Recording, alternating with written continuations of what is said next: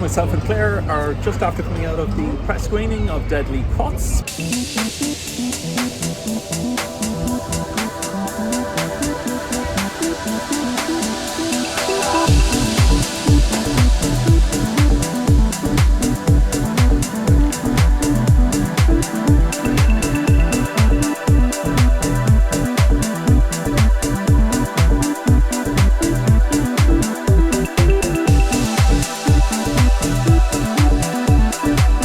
Deadly Cuts, this is Michelle.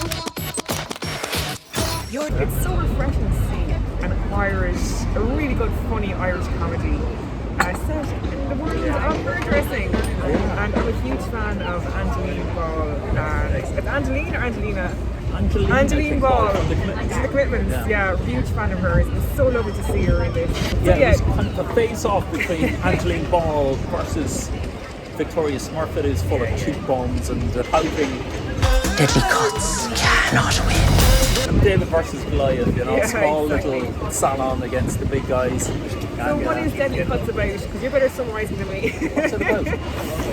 That's a good question. I suppose it's the small guy versus the big guy, the David versus Goliath kind of thing. In the world of hairdressing, in Dublin, the pictures of Dublin. Higgins town full of pigs. Higgins Town. That's a great name for a town. Higgins Town or something. Higgins Town. Yes. So it's set in the world of hairdressing in a working class part of Dublin, a fictional working class part of Dublin, set in a salon called Deadly Cuts. And there's this gangster-like character played by Dino or something. I think Dino was, but he's played by a terrific actor called Lloyd Anderson. Anyone who's watched the gangster series, he was in Love. I think he was in Love Hate. Yes. It's been in a lot of stage stuff. Terrific actor. Dino robs half his takings every morning. Protection, he calls it. Wish his dad had used protection. Then they decide to enter this competition. This hairdressing competition called Hair, which is really good. I always thought, I suspected that was kind of a bit of a piss take of expose. Of expose, or something like that. But it's kind of an over-the-top sort of... Yeah, a hairdressing competition. Yeah. And these things do really exist. There are hairdressing competitions out there between salons. Really? Yes, there are. Have you entered one? Oh yeah. But it's funny because I love the title of the competition. It's called Here, like kind of like Here, like in Dublin. So they go into this competition and they go up against the art minister, Victoria Smurfit. I thought she was very good. Yeah. We're Dalton Chadwick with an Instagram following of 1.8 million, including almost 2 Kardashians. We're beside a butcher's. A bit of a camp over the top character, and there are a few camp over the top characters, but look, it's all part of the fun, I suppose, in the film. Okay, you beautiful blow-dry bastards. And a friend of ours in it, Brendan Conroy. Brendan Conroy is brilliant in it. Murder! There was, when we left that off the menu the last time. Now, the chicken is served in a skewer, so we stab it through. I think we'll have just 4 vodkas, thanks, Patsy. So Brendan Conroy plays the barman, and he's a lovely role in it, and he always plays a very good role in it. I think it's a part of any area. It really is, and I think what's really good about this is they've really established the community, like Higgins Town. Yes, there's great community feel. Isn't there? Yeah, and all get together. Now, it kind of reminds me slightly of some of the Australian comedies, like Strictly Bordering or something. I thought it was, some of the actors are very well cast.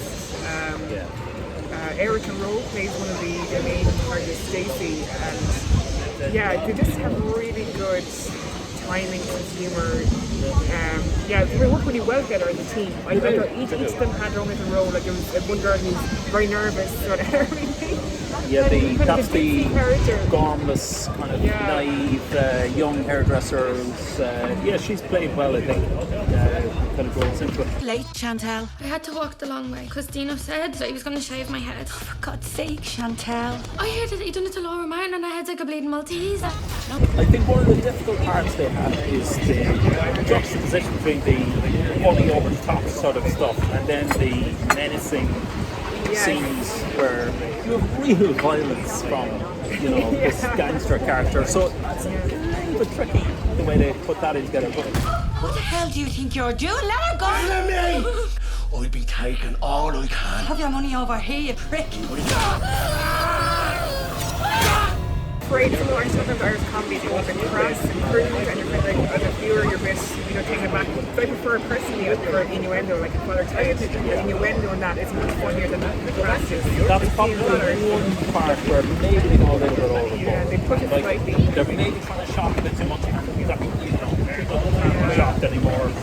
I was with that posh fella again last night, and my back box is brutalised. Lovely. And I think maybe, they could have just left that bit out. But Funny, good these you can go a bit too pantomimish and a bit too farcical, and it did stretch it slightly in that aspect. I like their pep. But overall, I really enjoyed it. It was just really refreshing to see a really funny Irish comedy, which I think will do really well in cinemas. I hope it does well. It would be good to see an Irish film do well, because God knows they've had a difficult time. Yes, it's been so And of course the cliche thing we have to say is that it's at a time like this that we need a comedy. I mean, it's kind of a bullshit thing that you hear about it. I don't know. I mean, but we do, difference. and not like comedy. Do you think we really do now? Just We do, and it's not like we recently reviewed a film called Cock Shop, which go to see that. Go to see Deadly Cuts. Yeah, go to Deadly Cuts. And I've heard that Cop Shop is actually a sequel. They're actually a sequel of it. But yeah, and also, the Cop Shop, anyone who wants to see it, 18 to us, it should not be 16. Just a side note. Yeah. But yeah, this is a safe one to bring children to. Yeah. There is a bit of violence in it still. Like, It's not that's too the weird bad. thing about it. Like, it's not. Yeah, I mean, it's not too gratuitous as well. There is But I excellence, think the problem is you've got a lovely, bubbly, fun scene, and then you've got the menacing stuff. And written by a new writer, Rachel Carey. Actually, one thing I noticed from it is she seems to have written a lot of the songs. which is really, I think she's going to have a huge career in comedy writing. Is this her, this is her first thing? I haven't heard about her before, but I think by judging by this, it's a really terrific calling card for her. I think She's listed as writing the songs and then all the songs. There's some comedic songs in it. It's worked really well.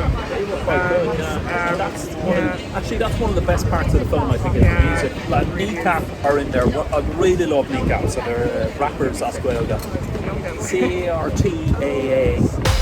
Does you know this Dino fella? Any idea where he's gone? We've done the world a favour. It's a good laugh. Don't change your word. Don't move you. It's unlike you to change your life. Exactly. But sometimes you want those sort of films, you just want something to, that won't change your life. Escapism, exactly is the word, especially nowadays. And get back to cinemas. We need more people going to cinemas, and we need to support the Irish industry. And go see Irish films. Especially Claire's films. What would you say was the best aspect of Deadly Cuts? I think the acting and the ensemble, comedy ensemble, and the wittiness and also the music.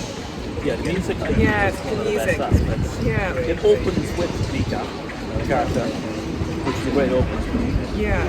And also they set the world very well. Like, you did believe that was. Higgins down there. Yeah. And you know what? This is working really well in the series. Actually, that's an interesting idea. Like, because the way Young Offenders started the film and then went to the series, I could definitely imagine it didn't work very well, I think. I enjoyed Young Offenders film, but the series I think is awful. But this could work in series.